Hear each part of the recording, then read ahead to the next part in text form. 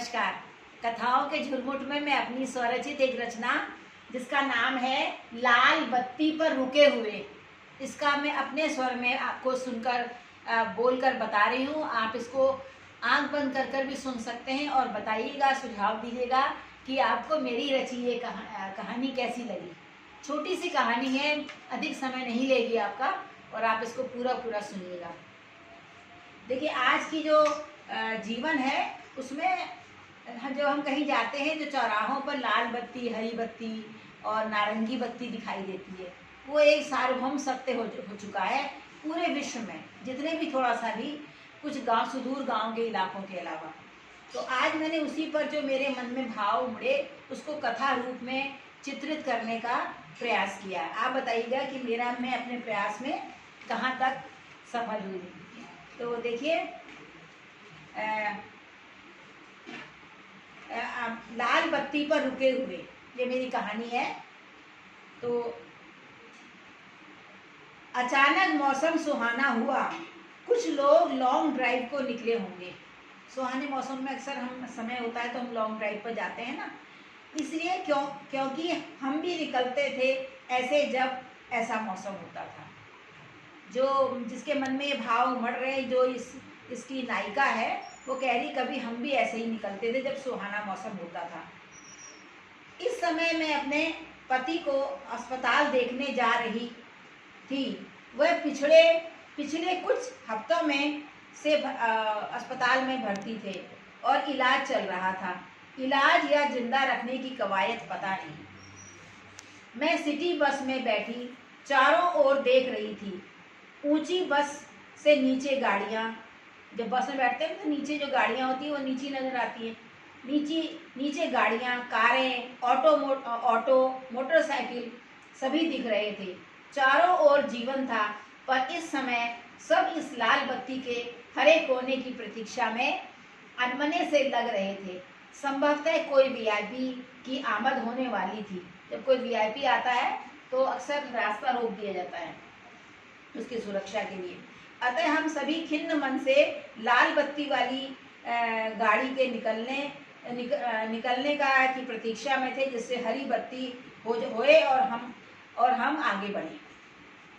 मैं तो बस पर थी, वहां से हर नज़ारा समझ आ रहा था। मतलब बस रुकी थी तो नीचे का सारा नज़ारा नजर आ रहा था, कुछ स्पष्ट और कुछ अनुमानित, कुछ की मैं कल्पना कर रही, अनुमान लगा रही थी।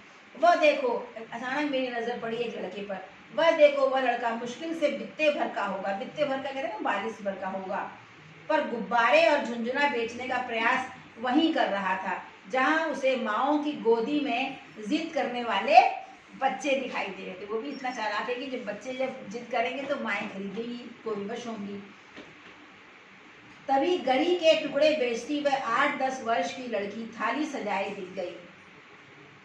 कोई सर खुजाता एक लड़का जबरन लोगों की गाड़ी साफ करता और मेहनताना मांगता दिखा। एक औरत अपनी शिल्प कला का प्रदर्शन से करती कागज, पुरानी कतरनों के हस्तशिल्प बेचती मिल गई। ऐसा लगा जैसे 2 मिनट में मैगी की तर्ज पर यह लोग आ गए हों। जैसे हम कहते हैं ना कि 2 मिनट में मैगी तैयार, वैसे ही सारे चारों तरफ से रुके हुए आवागमन को देखकर वो वहां पर लोग आ गए। मेरी आज की परिस्थिति अनुकूल न थी। ऐसी वस्तुएं हम अनेक बार खरीद कर बच्चों की क्राफ्ट प्रदर्शनी के लिए या अपने घर की गैलरी और कोने कोने सजाने के लिए खरीदते रहे हैं। मेरे पति अक्सर ऐसे लोगों से ही वस्तुएं, फुटपाथ से सब्जी और फल खरीदने के हिमायती रहे हैं।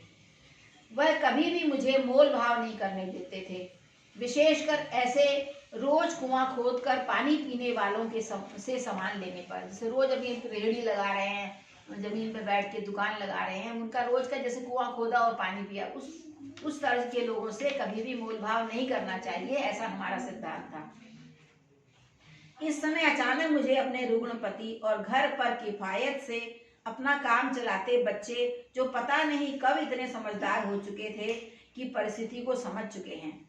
मेरे पति अक्सर कहते हैं, हम इन सब स्थानीय लोगों से ही स्थानीय वस्तुएं खरीदते हैं, तो एक प्रकार से यह हम अनेक लोगों से कम दाम पर वस्तुएं तो खरीदते ही हैं, साथ ही जरूरतमंदों को रोजगार देकर उन्हें विवश होकर चोरी चकारी की अपेक्षा श्रमोन्मुखी, श्रमोन्मुखी मतलब श्रम मतलब परिश्रम करने की ओर उन्मुख करने वाले का महान काम परोक्ष रूप से कर जाते हैं।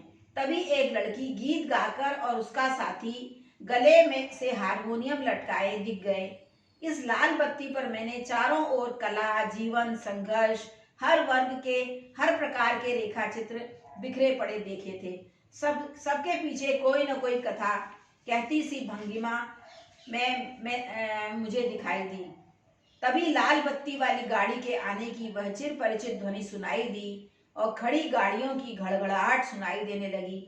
मेरी तंद्रा टूटी और मैं अपने वर्तमान में आ गई। बस इतना ही कहना है, आप इस पर विचार करें। कितना जीवन बिखरा पड़ा है, कहीं रुका है आवागमन तो वहाँ जीवन बिखर के आ गया एकदम से। तो ये मेरा कहने का भाव था और आप बताएं कि ये मैंने कैसे चित्रित किया है। नमस्कार।